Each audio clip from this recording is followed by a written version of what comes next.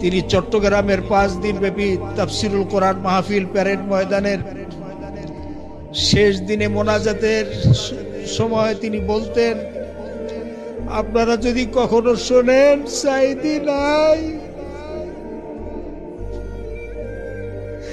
আপনারা যদি কখনো শোনেন যে সাইদি নাই,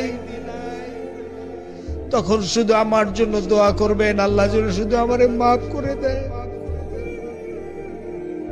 তিনি এই কথাটাই বলতেন, যখন আপনারা শুনবেন যে এই পৃথিবীতে সাইদি নাই, তখন আল্লাহ তাআলার দরবারে আপনারা শুধু দোয়া করবেন যে আল্লাহ তোমার এই ছোট্ট গোলামটাকে তুমি মাফ করে দাও। এই দোয়াটুকুন তিনি সবসময় কামনা করেছেন, চেয়েছেন।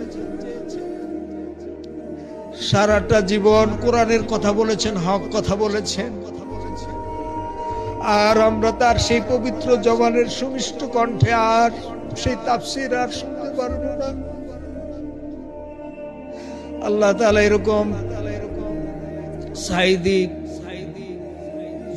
যুগে যুগে আসে না, শতাব্দীতে শতাব্দীতে হয়তো আল্লাহ মুজাদ্দিদ হিসাবে এই পৃথিবীতে এরকম মানুষ আল্লাহ 2-4 জন 2-1 জন মাঝে মধ্যে পাঠান। সারাটা জীবন নিজের ভোগ বিলাসের জন্য কিছুই করেন নাই, শুধুমাত্র আল্লাহর দ্বীনের দরদ নিয়ে কোরআনের দাওয়াত দিয়েছেন মাঠে ময়দানে শহরে বন্দরে।